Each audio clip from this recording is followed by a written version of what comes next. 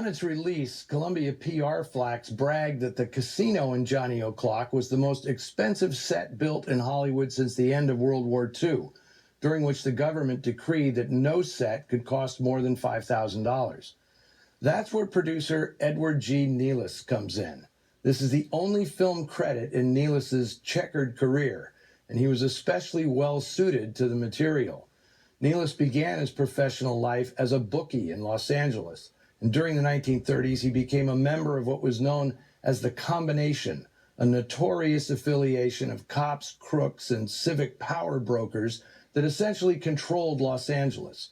Nealis ran gambling houses and was a co-owner of the city's legendary Clover Club, 8477 Sunset Boulevard, where Hollywood and organized crime regularly rubbed shoulders. He was good pals with George Raft and Ben Bugsy Siegel. When the Combination broke up in the late 30s, Nealis moved to Las Vegas, getting in on the ground floor of a legal gambling empire.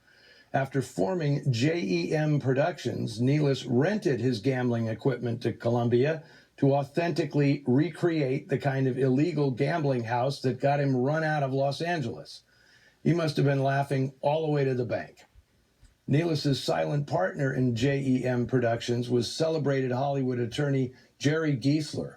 One of the great players on the notorious side of Hollywood history, Giesler provided legal defense in high-profile cases for clients such as Busby Berkeley, Robert Mitchum, Lana Turner, and Bugsy Siegel. The involvement of Nealis and Giesler in Johnny O'Clock proves once again how entwined Hollywood was with organized crime, both on a local and national level. Ellen Drew, who played the beautiful but battered Nell Marchetti, was discovered working in an ice cream parlor by William Demarest, who got her a screen test in the early 30s. She appeared under her real name, Terry Ray, for almost 10 years before changing it, first to Erin, then Ellen Drew. She worked at several studios during the 40s, her face a favorite of cinematographers who always treated her well. Burnett Guffey's close-ups in this film being a gorgeous example. Now, I wouldn't be surprised if William Friedkin saw Johnny O'Clock at some point in his impressionable youth. It's remarkable how similar Lee J. Cobb's Inspector Koch is to Inspector Kinderman in Friedkin's The Exorcist.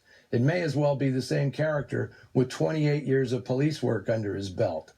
In a rare understated performance, Cobb is one of the essential anchors holding together the convoluted Johnny O'Clock script. New Yorker Robert Rawson had been exclusively a screenwriter before taking over the direction of Johnny O'Clock. His impressive credits included Dust Be My Destiny, The Sea Wolf, and The Strange Love of Martha Ivers. He'd follow this picture with Body and Soul, one of the best boxing movies ever, and in 1949, his adaptation of All the King's Men, which he wrote, produced, and directed, would win the Best Picture Oscar. But Rawson was also a member of the Communist Party of America from 1937 to 47, and his steep rise to the top in Hollywood did not spare him from being blacklisted. Only after naming names to HUAC in 1953 was he granted more Hollywood work, which peaked with The Hustler in 1961, another film Rawson wrote, produced, and directed. He died in 1966 at only 57 years of age.